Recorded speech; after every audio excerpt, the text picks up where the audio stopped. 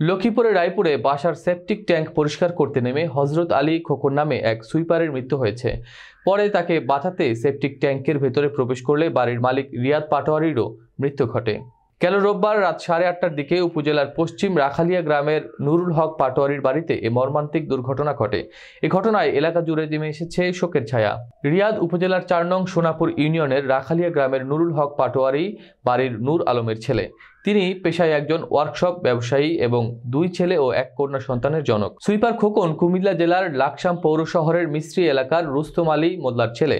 তিনি বেশ কয়েক বছর ধরে পরিবার নিয়ে রায়পুরে বামনী ইউনিয়নের চৌধুরী বাজার এলাকায় ভাড়া বাসায় বসবাস করে আসছিলেন। স্থানীয়রা জানিয়েছেন, রাখালিয়া এলাকায় নুরুল হক পাটোয়ারির বাড়ির পাটোয়ারি ভিলার একটি সেপটিক ট্যাঙ্ক পরিষ্কার করতে সুইপার খোকনকে ভাড়া করেন রিয়াদ। পরিষ্কার করা অবস্থায় সেপটিক ট্যাঙ্কের ভেতরে বিষাক্ত মিথেন গ্যাসে অসুস্থ হয়ে পড়েন তিনি। এ সময় রিয়াদ তাকে বাঁচাতে মই দিয়ে ওই ট্যাঙ্কে নামেন। এক পর্যায়ে মই ভেঙে রিয়াদও ট্যাঙ্কের ভেতরে পড়ে যান। এতে বিষাক্ত গ্যাসে দুজনই মৃত্যুবরণ করেন। খবর পেয়ে রাত 8:50 দিকে রায়পুর ফায়ার সার্ভিসের লক্ষ্মীপুর ফায়ার সার্ভিস এর 2টি ইউনিট ও রাত 9:30টায় রায়পুর থানা পুলিশ ঘটনাস্থলে পৌঁছে সেপটিক ট্যাঙ্ক থেকে দুজনের মরদেহ উদ্ধার করে।